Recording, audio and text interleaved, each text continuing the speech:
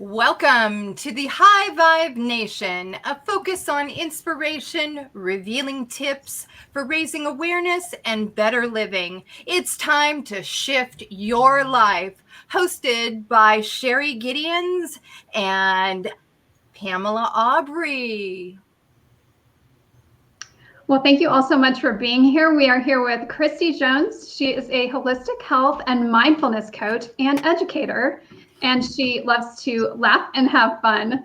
We'll do plenty of that tonight. And she also believes that living a healthy life is meant to be easy and enjoyable.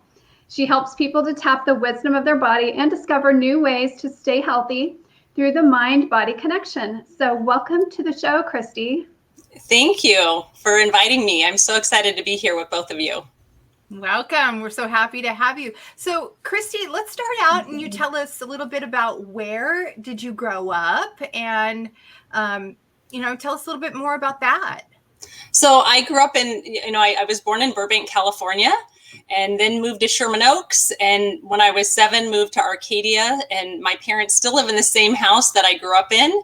And so it's really, I have not gone very far. I've literally lived within about a half an hour radius or 45-minute radius my whole entire life, which has been actually pretty fun. I bet. Well, wow. Yeah. So do you still know a lot of people in that area? Is it kind of like everyone knows everyone sort of thing? Yeah. So where I live now, I'm in Glendora. And so growing up in Arcadia, it was just known as like there was nothing to do. It was so boring. Everybody just thought it was so boring. And then I moved to Glendora, and that's about 20 minutes away. Many people, they call Glendora like Arcadia East, because many of the people have just grown up here because it still has that hometown. Arcadia's changed a lot. And so Glendora has that feel that Arcadia had when I was growing up. And most of the teens will say there's nothing to do. Yeah, so I still am in contact with a lot of people that I grew up with. I love it. I love it. Super fun. And you've got that beautiful jovial spirit. And so that kind of leads me into the whole idea of you being a health and mindset coach, mindful coach. Tell us a little bit how you got into that and how did you get interested in gut health? Yeah, it might be a strange thing to specialize in or to focus on, but I really got interested in digestive health about 12 years ago. My middle daughter when she was 10, started having major digestive issues. And so anytime she ate, she'd curl over in pain. And so I was really looking for solutions, like what's going on with this kid. And she literally spent about 3 months in bed. And I took her to a gastrointestinal specialist for kids, and he wanted to put her on antidepressants and scope her and see if it was an ulcer. And I said, no way. Luckily, somebody in the community had actually who owned the pet store, because I live in a nice community, right? Said, you've got to take her to this woman who she can actually tell you what's going on with her body. So I took her to a woman that did a live blood microscopy. Have you ever heard of that? No. And so basically she could take a drop of blood and tell you the history of what was going on in your body. And she said, I'm by no means a doctor, but it looks like she probably does have an ulcer. And if you clean up her diet and you get rid of meat, dairy, corn, sugar, and basically it's vegetables, olive oil, lentils, and you will help heal her body. And so my daughter was game for it. She wanted to feel better. And so she jumped on board, and I hired a woman to teach me how to cook, and we changed what we ate in one day. Everything went out, bought a cookbook. She had a cookbook and changed everything. And so over about 6 weeks, it was amazing how her body changed, eating really an alkaline diet.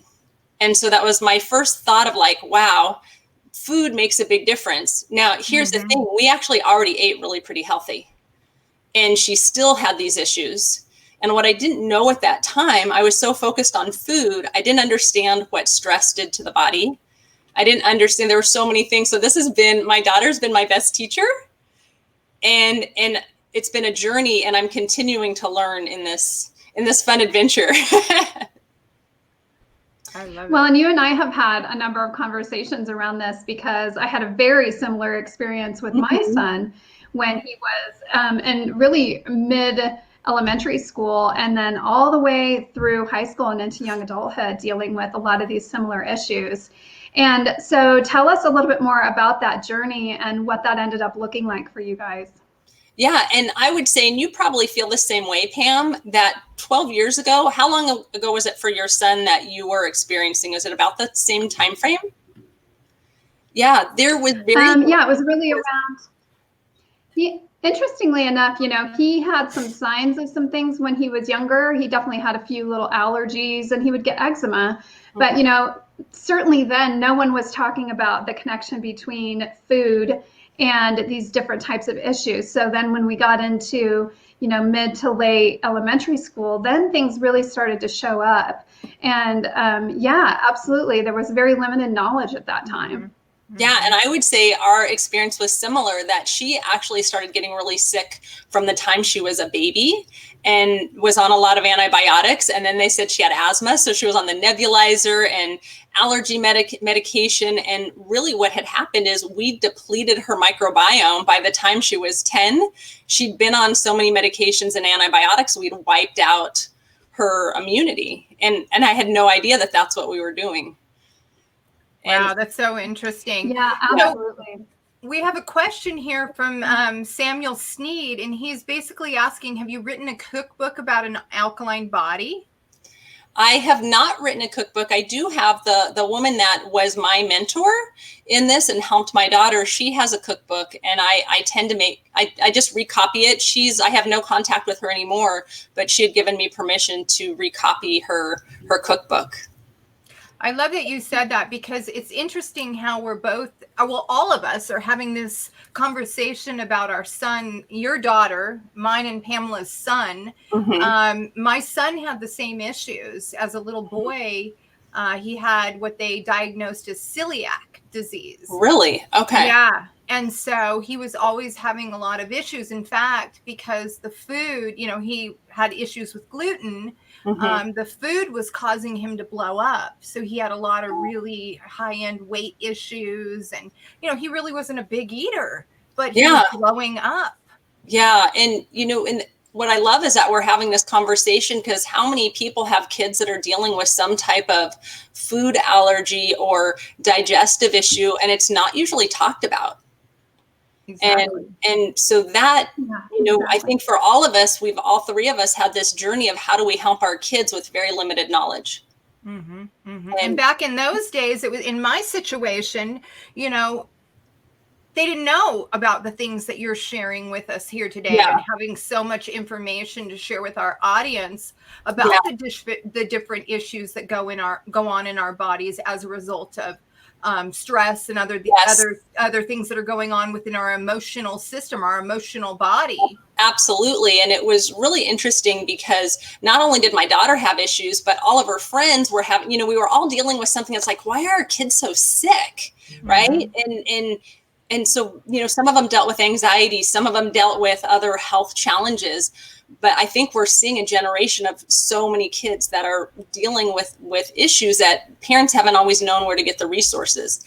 And it was a couple years ago that I was introduced to, actually, I woke up one morning and I was on Facebook, and imagine that. We grab our phone and hop on Facebook first thing in the morning. And there was this doctor that was talking about gut health. And his name's Dr. Zach Bush, and I know you're both familiar with him. Mm-hmm. And he was talking about how we're at 1 out of 36 kids with autism. It used to be in the 1970s, 1 out of 1,500. We're at 1 out of 8 kids with an attention issue and 70% medicated. And we're at, 1 out of 4 kids with asthma, more anxiety and depression in our kids than ever before. And really, we're at 50% of adults with depression and likely to get cancer in their lifetime. Mm. And I went, wow, this man knows what he's talking about. Right. One of the other things that I do is the last 9 years, I've been teaching healthy living lessons in my local school district. And in that time, which I love so much, but in that time, we've seen a shift of kids in the classroom of being able to focus, food allergies going through the roof. We didn't used to have to worry so much about peanut allergies and food allergies, but we're seeing more and more of that in the classroom.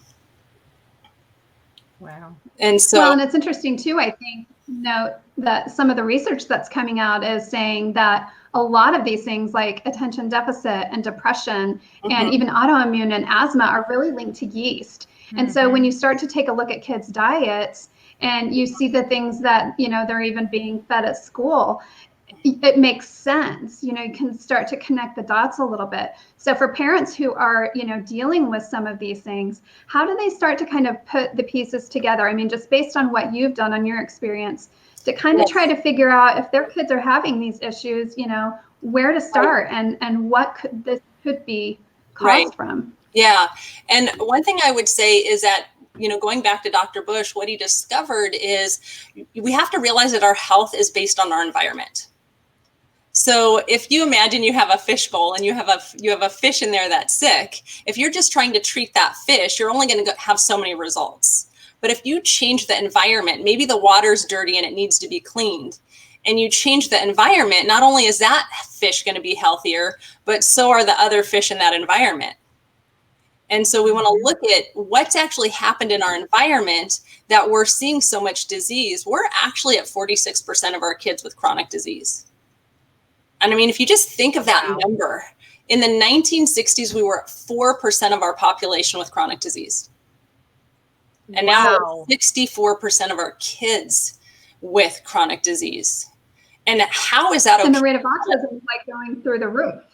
Yeah, it was. And we're literally expected, all those statistics I'm sharing are from Dr. Bush. And so people could look up his information as well if they want more information. But he said we're literally expected to be at 1 out of 3 in 16 years.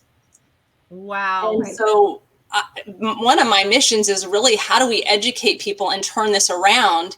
Because we can, our bodies are designed to heal themselves, but we've got to look at is how has our environment changed? And so his research was, he actually was a cancer doctor and left Western medicine to create a holistic healing center in rural Virginia. And he started teaching people to eat more plant-based and grow their own food. And 60% of the people thrived, 40% got worse. And he said, why would people get worse eating a healthy diet? And so we started looking at, once again, how has our environment shifted? It's got to be coming from the environment. So he started looking at 1940s, we started antibiotics. 1960s, we started spraying our foods with pesticides. In 1980s, we started using a chemical called Roundup that has glyphosate in it. And I know we're all familiar with glyphosate. Well, what most people don't realize is glyphosate is a water-soluble toxin, where a lot of the pesticides do not leach into the water, but what's happened is glyphosate has. Now, what it does is our gut lining is supposed to be solid so nothing leaks through, but it literally has broken apart our gut lining. But not only our gut lining, we have something called tight junctions. It's like there's like a Velcro across our lining, our gut lining. It's broken it apart in our gut, our brain, and our kidney tubules. So our kidneys are not working optimally. We're seeing focus issues because kids' brains are literally leaking. And we know our gut is our second brain. And so it was really the 1980s we started using Roundup.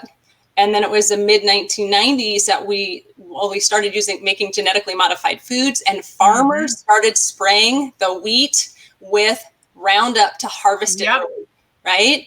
So we didn't used to see all these wheat allergies. It's interesting. Let me back up for a second, because there's the huge thing about that is I was in the professional nutrition industry, and did people's diets and worked with clinical nutrition. And so I do a blood test on my clients, and the blood test would come back with extensive studies that would say, if they had leaky gut or they had autoimmune resistance disorder, it would go into all the food allergies and identify foods. Like something as simple as one of my clients was allergic to collard greens and strawberries. And, so I want you to touch a little bit on that in relationship to adults as well. Because, for example, my daughter, my 31-year-old daughter, 3 years ago was diagnosed with ALL leukemia. And so we went through a huge battle with that. And then we brought the mind and the body into the connection of that. So touch a little bit on around that for me. Okay, on adults as well, right? Please. So if we get that as we get older, what have we been exposed to in our environment?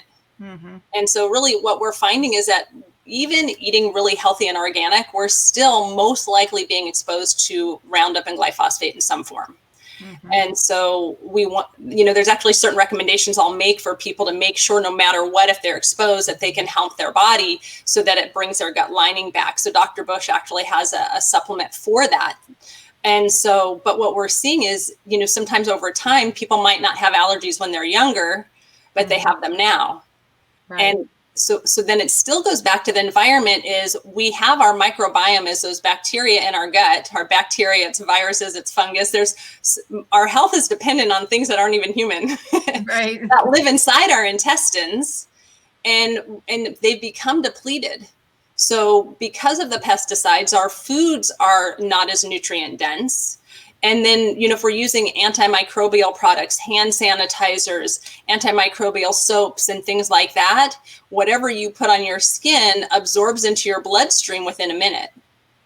And so if we're using cleaners for our house, using those, that once again, we're exposing ourselves to a lot of different things that may be affecting the bacteria in our gut.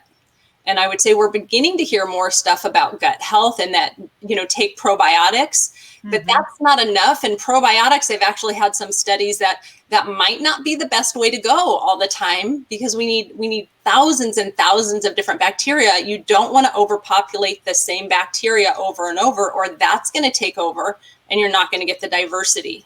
And so we because our environments had, it depends, where do we live? Did she move? Is she under more stress? We've got to look at holistically at everything that she's experiencing to see how her body's reacting to the environment that she's in. Would be one thing that I would say. It's interesting that you bring that up. So what are some very I was just going to mention in relationship to Ashley. Go ahead. Yeah. What are some first steps? Just, kind of where to start with that. So in first steps, so as much as we're talking about food here, it's really important to understand that we have three brains. So I always start with a little bit of education and for people to understand that first, that we actually have the brain in our head. We know we have I know you and I know, or all three of us know this, and maybe not everybody else knows this, that we actually have a heart brain. There's neurons around our heart that is just like in our brain. So we've got a heart brain. And then our intestines also we have a dog-sized brain throughout our intestines. So we have a gut brain. So we want to be aware of these three brains and the impact they have on our health and well-being. So if we can start understanding that we have this gut brain that is actually absorbing information. So throughout our day, we're absorbing information. Our gut is picking up on that. Have you ever had a feeling like something happens and you feel it in your gut? Yep. Yeah. And so that gut brain is literally processing information and sending it to our brain. And that's, if I'm off on that, somebody can let me know, but that's been the training that I've had on that. So being aware of what's the impact of stress on your body and understanding how our body works so we can start supporting our health. So I will always start with mindfulness movements that help people relax their body first. I believe it's super important for people to start realizing there's things that they can do that help them feel better now, within meeting them in 5, 10, 15 minutes, that they already all of a sudden start relaxing and feeling better. Right. So they're getting to understand they don't have to hold all this tension in their body, and that there's things they can start doing that are going to make an impact for their health right now, because that's just the first step. Can you give us some examples of that? So, where is the foundation? So if the foundation starts, does it start with the emotions or? Okay, so I'll share with you one of my philosophies that I usually explain right off the bat. So actually, I'll give you a couple. So one thing I think it's super important for everyone to understand when we're looking at our health is that we want to come from the perspective of mindfulness. And so if we can step back and get an understanding of mindfulness, now not everybody has mindfulness might be something completely new to people. And so the definition I use of mindfulness is being in the present moment. That when we're looking at our health, we want to bring our awareness into the present moment and get curious and let go of judgment. Throw judgment away. So my recommendation is forever. Yep. And even starting to look at what we're experiencing, because sometimes people are getting so frustrated with their body and they're blaming their body or they're blaming themselves. So first, we want to start learning how to bring ourselves into the present moment. To me, that means our mind and our body are in the same location. And then we want to start looking at what we're experiencing. We want to start looking at, have I actually been drinking water? How am I caring? What foods am I eating and how am I caring for my body? What has my stress level been? What's my emotional state? So I always set that foundation that all the work we're going to do together is going to come from that concept of mindfulness. Okay. So that's the first step. The next step that I make really clear to people is that we can't give what we don't have. So I work with Dr. Tony. Hey, Dr. Tony. So I work with a lot of parents that are, or business professionals that are always giving out and they're not taking care of themselves. So we need to make sure we're bringing that mindfulness perspective to, how am I caring for myself and making sure that we're practicing self-care. And so I love that you bring that up too, because I think that's often something that we don't practice, and then therefore our kids don't see us practice it and they don't really learn it. Yeah. And, I've learned this. My daughter's been my best teacher, and I wish I would have known now because she was my guinea pig. I made so many mistakes and I didn't understand so many of these concepts we'll share tonight. So she didn't really benefit from a lot of this. Other people are. Yeah. And that was it. Like, I didn't show her how to reduce stress. I let the stress of her situation really unravel me. And so here I'm trying to help her, but my stress was high, which was causing stress for her. Right. And so, yeah. So you're right on track with that, Pam. Now, the next foundation that I'll share, I always kind of like to go in steps and making sure I'm not missing anything. Yes, please do. But a key concept that I work with that most people aren't aware of, and this is something I want in every school, I think it would change how we work with kids, is that we actually have a natural state of balance in our body.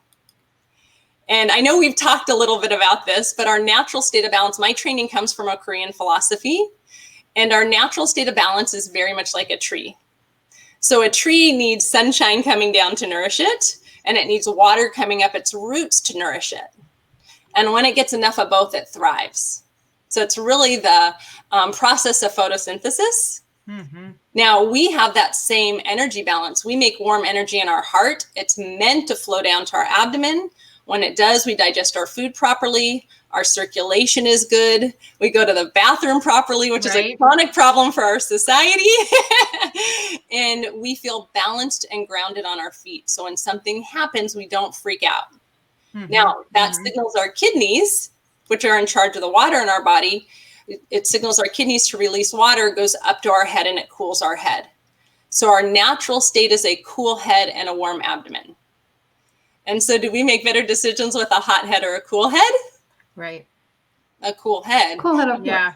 And so all the mindfulness techniques that I teach are little brain breaks that you can do within a minute or two, and they create a cool head. So one of my missions is to bring these brain breaks into every school that's literally creating that natural state. And so if a kid was upset and they're sent to the principal's office, here they go and play this game with the principal. Both of them have a cool head and a warm abdomen. Now they're in this natural state again. And now they can have a conversation. What was going on? I really want to know, instead of being in this heightened state of anger or frustration. And so we're teaching kids how to actually regulate their emotions by changing the energy in their body. Now, are you teaching them also like a pause, like maybe an anchor pause and deep breathing just to rebalance them and ground them? Yes, absolutely. So, when I walk into a classroom, the first thing I do is I have kids do a breathing exercise and then a mindfulness exercise. Mm-hmm. So the breathing that I love comes from Dr. Daniel Siegel. And if anybody out there does not know Dr. Daniel Siegel, look up his work. He's fabulous for adults and for children. But I have them put one hand on their heart, one hand on their abdomen. I know you can't see it where my second hand is since I'm sitting in a chair. And you know, they can usually, well, I'll show you. This is my breathing ball that I love. So with kids, I have them put their hands, one hand on their heart, one hand on their abdomen, and then they follow, if you can see this. Yep. They breathe in and out. They're following the ball. So we'll take our 5 breaths with their hands here, in through their nose, all the way down to their belly, and then, and just those 5 breaths allows them to pause. And start getting in touch. So the reason of our hand placement is we're connecting our 3 brains. And here's the power when you can teach kids at a young age to connect with their body, right? Because there's so often we're looking at things outside of us. Mm-hmm. Technology, you know, there's so much of what someone else is doing. And if we can teach kids to pause and listen inside. And so once we breathe, I always say, what is your body telling you? My body feels happy. My body feels peaceful, you know, and it's so simple. It just takes a couple seconds. So that is something that adults, children, it's the same thing that we can train ourselves to do some deep breathing with our hands there. We're literally connecting our 3 brains together. We're bringing ourselves back into our body and slowing down this brain that likes to talk. Yeah. So what if, you know, you're in class and you're a kid and you don't want people looking at you while you're doing something that might look funny or weird? Well, I will tell you that almost everything I do looks funny and weird. I can relate to that. And so I teach a lot of people to get over that too. But however, you know, so in Pam, were you thinking that if they were feeling anxious or maybe they've got a test they're getting ready to take and they need to kind of like be able to bring the anxiety down a little bit in that moment. Yeah. So, I mean, you can breathe without your hands here, but wouldn't it just be cool if all these things that maybe are a little weird are just acceptable? Mm-hmm. And people let go of what they think other people think? However, I will tell you that our hands, and you could probably, you know, share some of this too as well, Pam, because I know that you work a lot with the body as well, but our hands are connected to all of our organs. So even if somebody is feeling a little worried about a test, you can massage your, you know, the center of your hand right now is actually, right here is actually connected to, it's called the happiness point. It's actually connected to your belly button. And so massaging that can relax the body. It's literally relaxing your intestines. But then you can massage any of your fingers, just rubbing your hands will help release tension and stress from the body. Another thing that I love is you can literally just kind of swipe your fingers over a finger and throw it away. You're letting go of tension from your body. So you can literally, I mean, hands not up high like this. I just want to get it in the camera, but they can sit with their hands in their lap and just let it go. Let it go.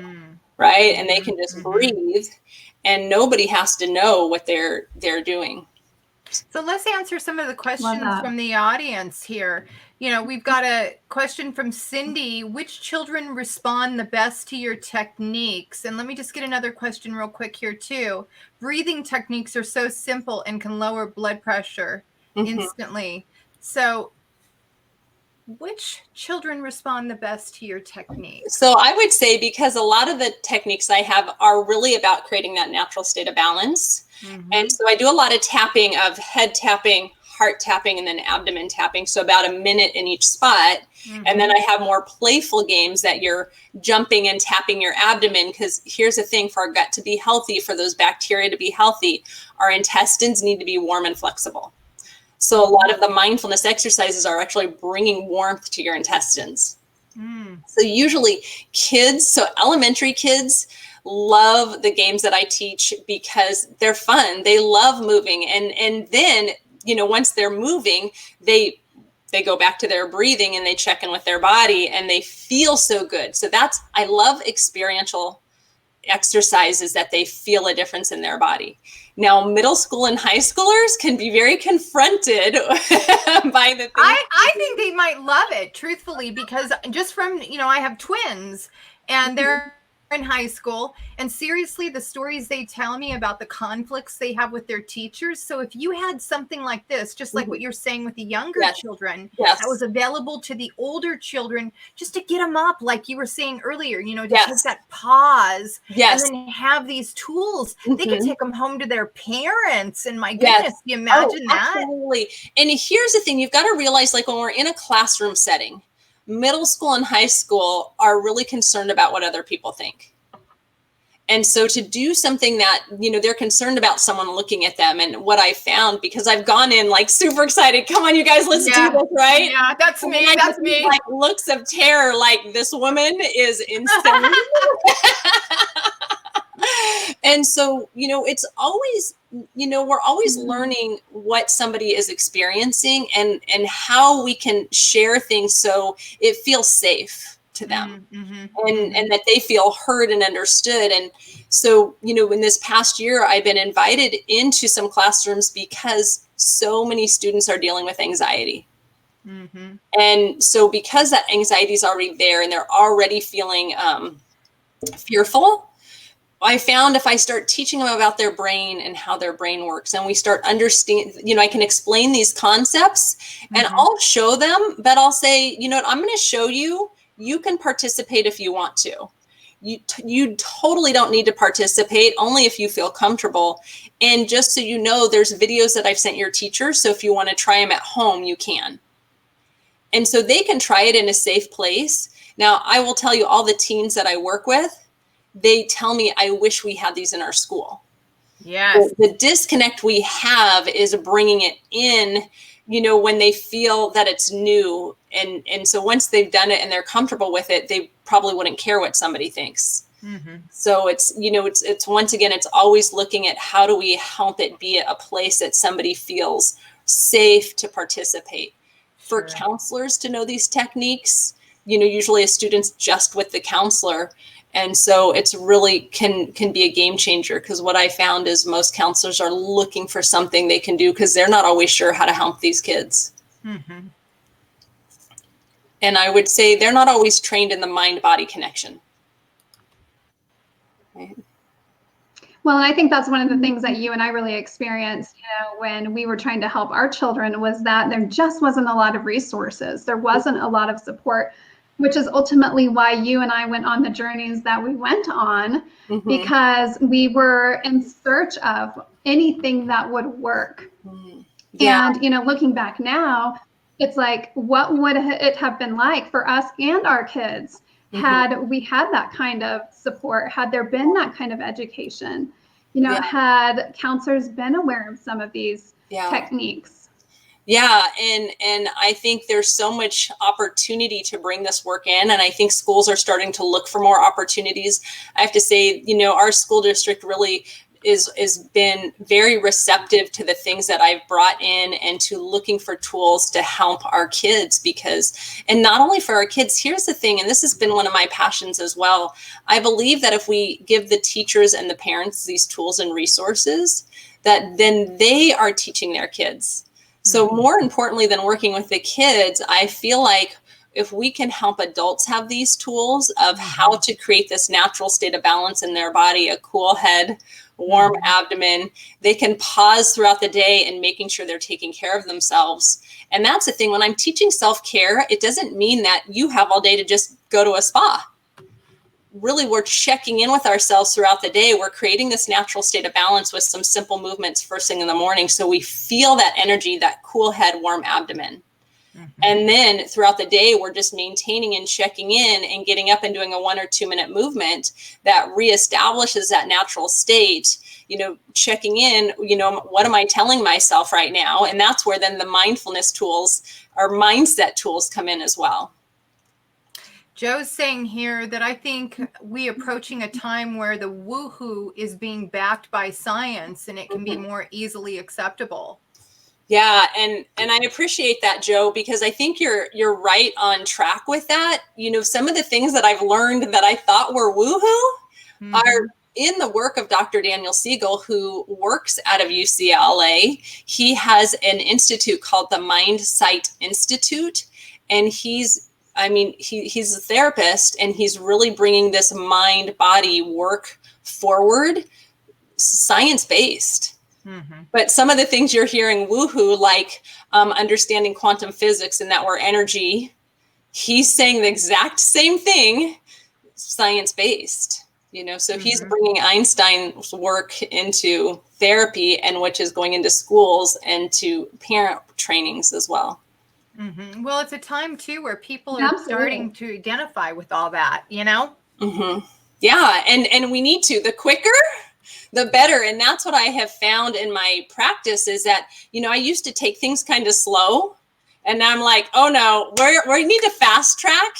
And one of the things I know Sherry and Pam, we've all talked about together is that an understanding that we don't just have a physical body. Right. So as a health coach, a lot of times people are coming into me because they've got something going on with their physical body. But we don't just have a physical body. We actually have an energy body or a psychic body that's around our physical body. Mm-hmm. And most of the time what we're dealing with, so our psychic body is going to be our conscious mind, our subconscious mind, our emotions, our habits, our imagination. All of those are actually about 90% of us can't be seen. Right. And so, even just thinking about that, right? This may be new for some of these listeners to go, what in the heck are you talking about? Right. So, but it's important. It's so important we bring this forward. Right.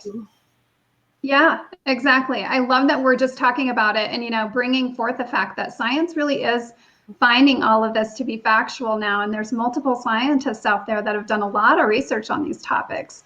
So it's just great to be able to have these conversations because it brings it to the forefront a little bit for people who may not be at all familiar with it.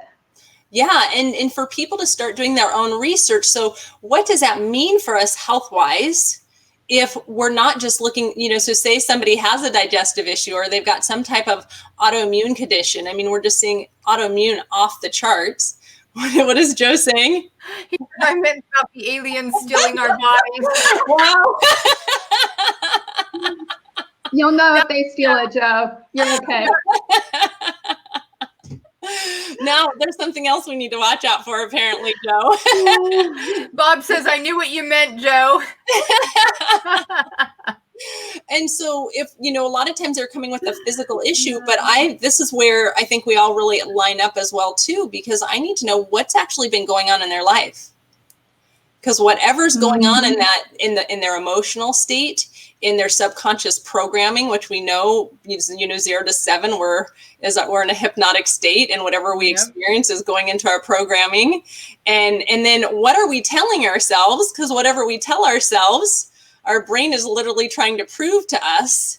And so that even taps into our imagination because we're using our imagination to create what we don't want.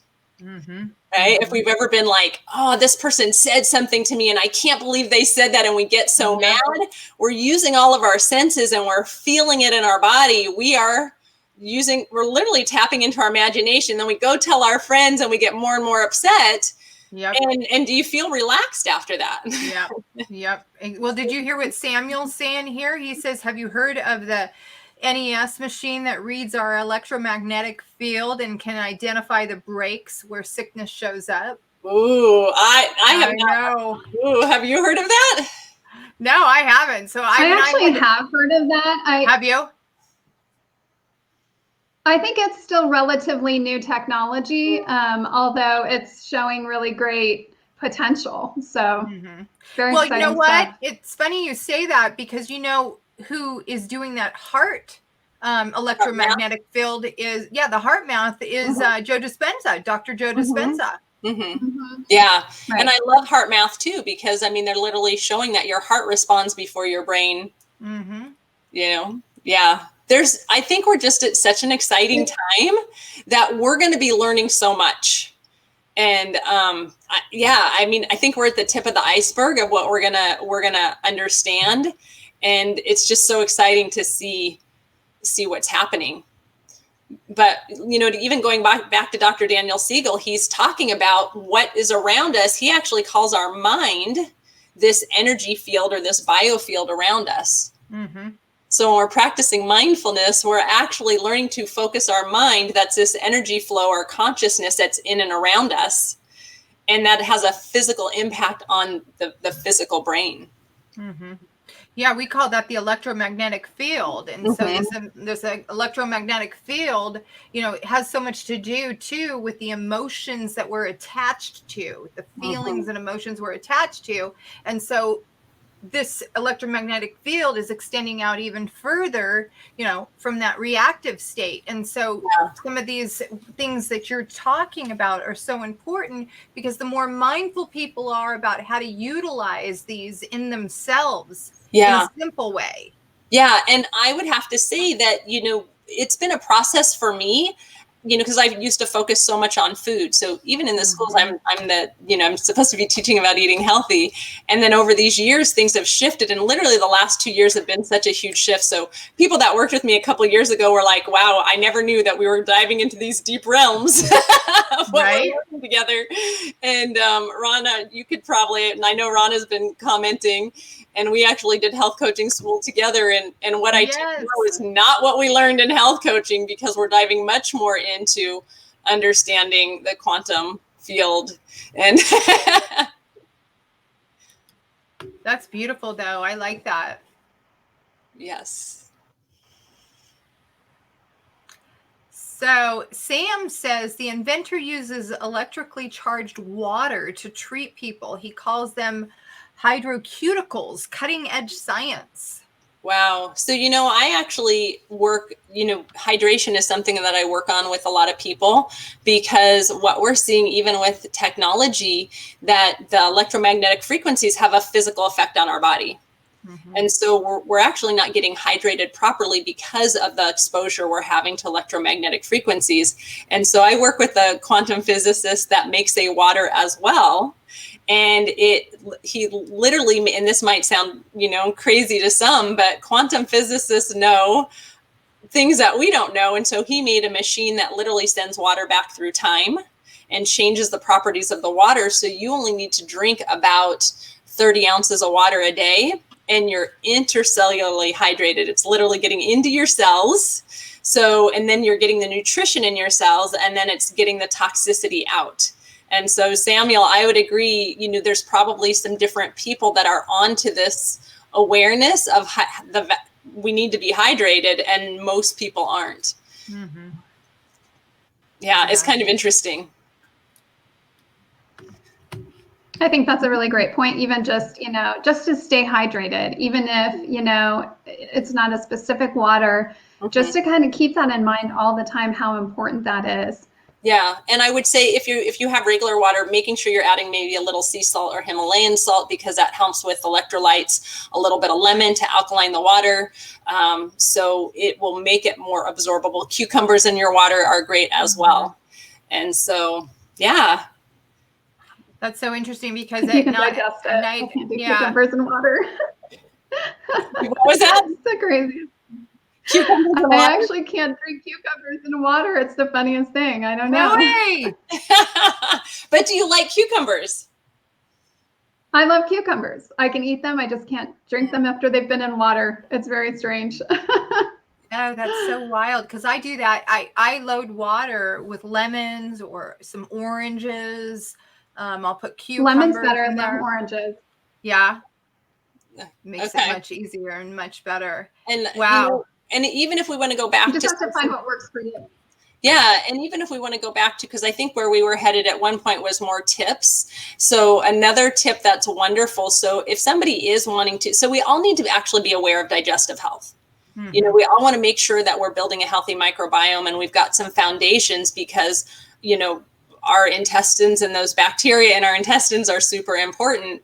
So one of the tips that I love is boiled lemon water, being able to take an organic lemon, slice it up, boil the whole thing for about 10 minutes, and then adding a little bit of, raw honey, or, some people don't want to use honey depending on what their situation is, but you can add honey or not add honey. And it's really good for warming your abdomen. A lot of times people don't realize that not only is stress hard on your intestines, but a lot of ice and cold things are hard on your intestines as well. So limiting your exposure to ice and cold water can help digestively as well. So why don't you answer Cindy's question here? How much salt to a gallon of water? You know what, Cindy, that might be something that we would have to look up. I usually, if I'm going to put some salt, I'm just going to put a little pinch into the water I'm drinking. I don't have a measurement about that. So maybe somebody else does. If somebody else knows more about the measurement, feel free to comment. Do you, Sherry or Pam, on that? Oh, yes, bacon water. Joe's got to bring in the fun. Only Joe would talk about bacon water, right? So I highly recommend people avoid bacon. Especially Joe, right? He says, have you tried that bacon broccoli? Yeah. Would that be something you might recommend he should eat, Christy? You know what? We've had to come to some peace on that. But Joe will eat avocados, so we're good because that's a healthy fat.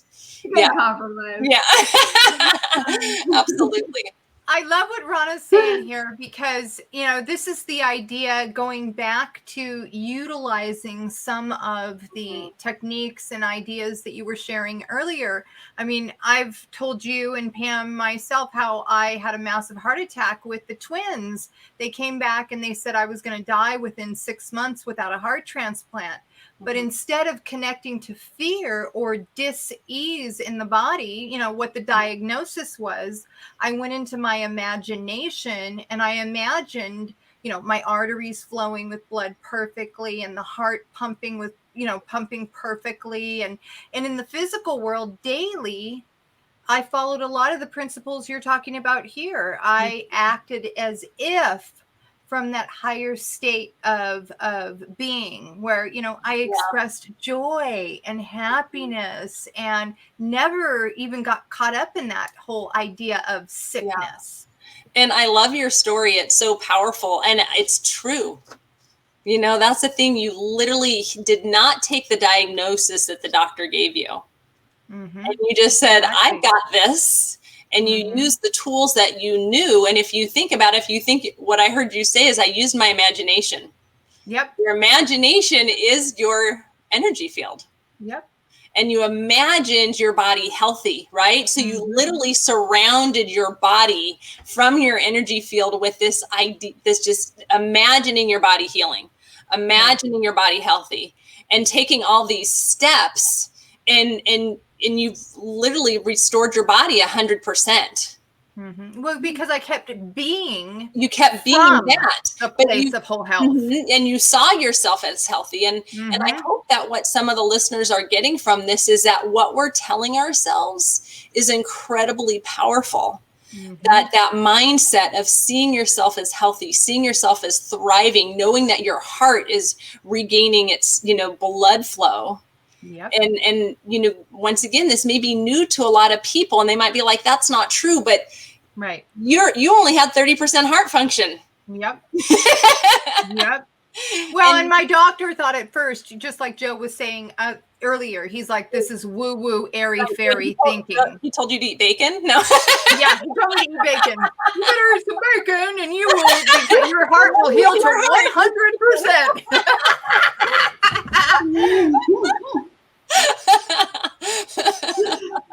We're not recommending that you go to jail for health advice necessarily. Yeah.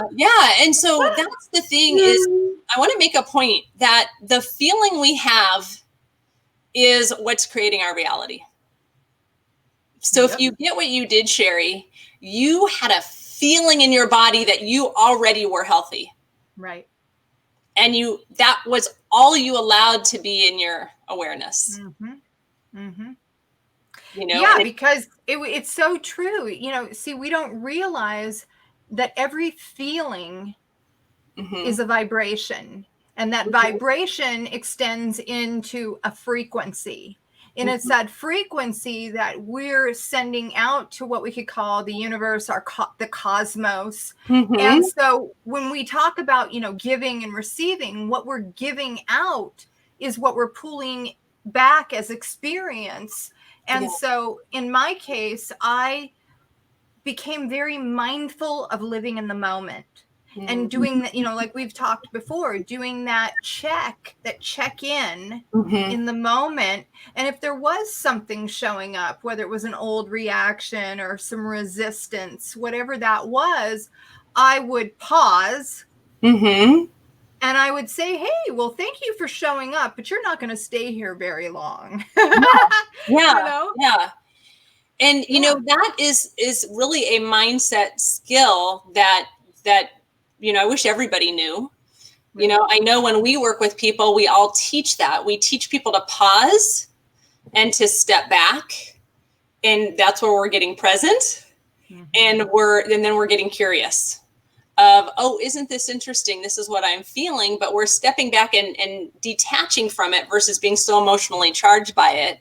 Right. And then we're able to say, okay, isn't that interesting? This feeling's here. Is there something I need to let go? Is there something that would feel better? But that's a skill that isn't, I think how powerful would that be if that was part of the curriculum in every school? That we're teaching kids from the time they're 4 and they're in, maybe even younger, right? I always see kids starting in TK, but if they had those skills. Now, I have to tell you this story. There's a teacher I worked with this year. And I mean, this teacher is amazing. So she's a kindergarten teacher. She's got a class we're seeing more kids with challenges. Like I said, focus, behavior, health challenges than ever before, right? And she created something called the Work It Out Square. She literally took a rug and put it by each door. And so at the beginning of the year, when a child had an issue with another child or they weren't listening to her, she would say, excuse me, to the class, let's go to the Work It Out Square. And she would take that child and they would go to the Work It Out Square and they would talk through. She taught them how to talk about what was happening. And if a child kept interrupting, she might pull them over to the square and say, and start having a conversation about, being able to be a listener, like, they should break it down so that he understood, and they would make sure that they worked it out there.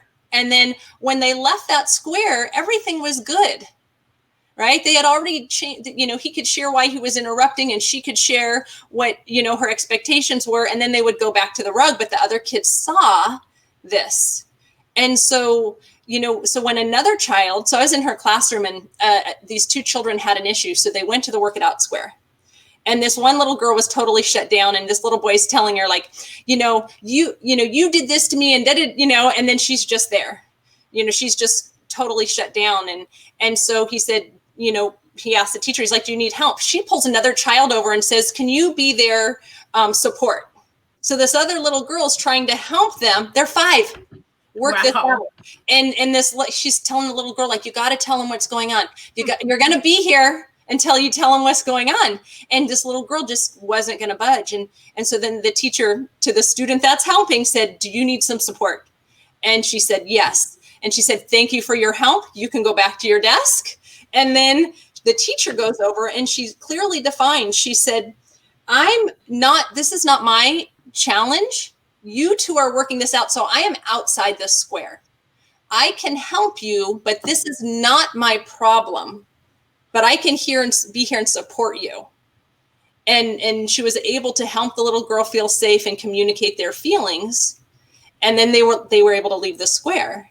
But after about a month, the kids would just go to the square, they'd work out their problems and then come back. They didn't even ask, they would just work it out. But imagine that every teacher had that tool to teach kids. So here's the thing, it's so doable to teach kids about their emotions. And I truly believe that. I think what great tools for parents too, right? Yeah, I mean, don't we all have a Work It Out Square? Yeah. And so here's the thing is that we aren't taught how to experience emotions. A lot of times we're suppressing our emotions and and that's leading to chronic pain in the body. There's a doctor that I work with named Dr. Hanscom, and he has a book called Back in Control. And he said, he's a spine doctor, and he said he left Western medicine and doing spine surgery because he found that most people coming to him with spine issues was chronic pain, was trapped emotions in the body. Mm-hmm. And he found that he could help people more by teaching them about how to release emotions and change their mindset. And a lot of times they didn't need any type of surgery ever. I love that you said that, because I want to use some of the chronic disease that I've had in my own body. I had to have my back replaced about, it's probably been 4.5 years now. And one, because I was part of, the professional fitness industry and lifting heavy weights. But in talking to a holistic doctor about it, he said, do you realize that it actually is related so deeply to lack and limitation thinking around money? And so, since I was a child of the 60s and the 70s, going back to that whole modeled behavior, what we're talking about, giving these skills to children, teachers first, and then carrying it over into the children, is that, the thing for me is my mother, was the glass is half full. And, I'm not saying anything against my mother. It's just an awareness that I have now about the programming in myself. And she was always like, there's not enough money doesn't grow on trees. And, so the whole program was related to, we got to work hard and we got to bust our butts and we got to be stressed all the time when it comes to, hustling to make money and have money show up in our lives, where it's the exact opposite. Yeah. Yeah. And it's so interesting because then we start that we believe those things. Mm-hmm. And that things are supposed to be hard and that there's not going to be enough. And don't you think that's a little bit of why people kind of naturally resist some of these ideas to begin with? Because frankly, they're simplistic and they're easy. And it's like, oh, it can't be quite that easy.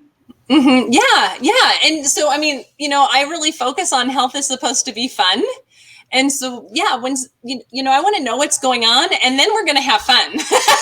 Well, we got Mr. Handsome over here, Mr. Joe Ingram, telling us about, his dancing name is Dr. Handsome.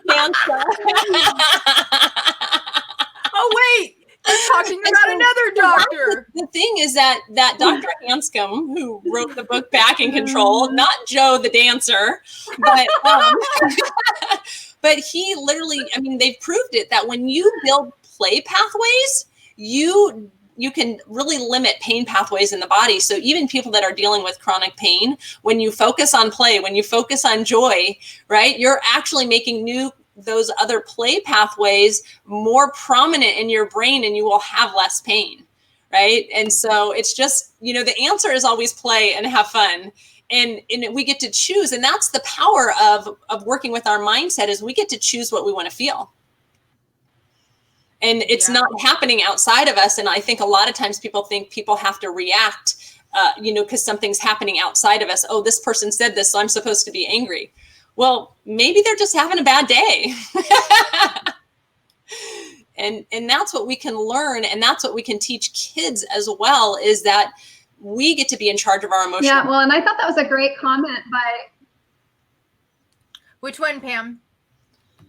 And I know Colleen made a comment on here. And Colleen, one of my recommendations is I would look up the book. I would look up Dr. David Hanscom. By Connie. Back in Control. I think Pam is. Did we lose Pam for a minute? She's frozen. She said her internet was going to go soon. Yeah, and I would just say for Colleen, there's a lot of things that you can do that may be able to help you, before you would have to go to that route. But I'd highly recommend looking up Dr. Hanscom, Back in Control, and looking at some of his resources. Now, one of the things that he said is the last thing you want to do is talk about pain. Right. So you want to tell all your family members to break up with asking you, how are you doing? How's your back? Because when we talk about pain, we are reinforcing that, right? So here's the thing. We're using our imagination all day long. And so when we're using our senses, feeling, touch, taste, we are actually tapping into our imagination. And so when we're feeling and we're talking about pain and we keep talking it and focusing on the feeling, we're actually making the neural connections in our brain deeper. So we want to do the opposite. We want to know what we want to feel, and we want to create joy. We want to create play. We want to create laughter. And then we're actually training our brain to come from that place of looking for gratitude, looking for what we appreciate, looking to enjoy simple pleasures in life. I love what Samuel's saying here. I think one smile makes 1 mile of happy neuro pathways. Still waiting on science to verify that, but I'll be smiling till then. And I love that he is pointing this out, because Christy, what do we always talk about? You and I've got a laugh that goes as big as this. And it's so funny because people used to make I think science has actually backed that up. Yeah. That's what's kind of great about it. I mean, they found that even if you smile, even if you're sad and you smile, you will actually feel better. Yeah. So stick with it, Samuel. You're onto something.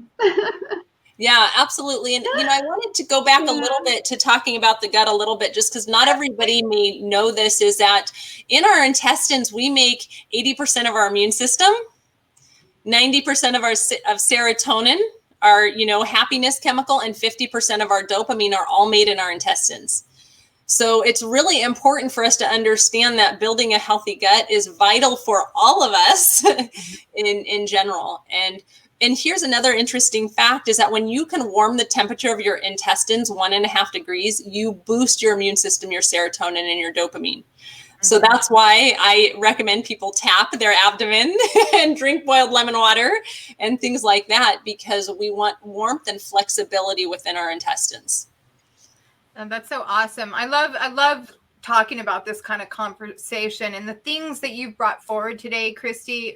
Thank you so much. It's been such an amazing hour. I can't even believe that the hour just flew by just like this. Flew by. Yes, so fun. Well, I wanted to ask you one last. So I want you to just share with the audience how that they can get a hold of you, maybe your email address. I have your website posted here. Awesome. Yeah. So either contacting me through my website or my email is Christy. So Christy, live, LIVE, healthy. Oh, is it live? Yeah. Christy, live healthy. Okay. At gmail.com. Perfect. Friend me on Facebook as well. That's an easy connection, and feel free to message me. But if you have questions, feel free to reach out. There's so much that, we've barely, touched on. Really, we've gotten a little bit of information in, but there's so much more to know. Well, we're just definitely going to have you back on, because the information you've shared, I mean, so many of our listeners have gotten so much value from it. And we're so grateful, for you being on here with us today. And we just really want to bring this information forward even more. So I want to thank every one of you that have been on here with us today. It's been an amazing show. This has been episode 5 of the High Vibe Nation. And as always, please share this out to your audience. We are so grateful when you do. Thank you for all the hearts and all the questions you've shared with us today.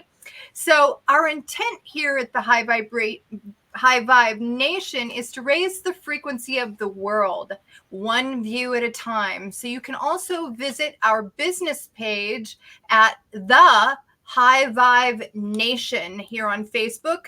Our website is www.thehighvibenation.com. And once again, until our next show, which will be Wednesday night at 5:00 p.m., we're going to be having Troy Hoffman on the show with us. So have an amazing next couple days. I tried to bring Pam back on. Here she is. I was trying to bring you back on, my love. My internet's on kind of its own right now. I told everybody that's what was happening. So we're just saying goodbye to the audience. So go ahead and say, your last few words from you, my love. From me or Pam? Pam. Wonderful to be here with you all. Thank you. All right. Until Wednesday evening, everyone, have a blessed night. Okay. Bye. Bye, everyone. Bye. Have a great night. Bye.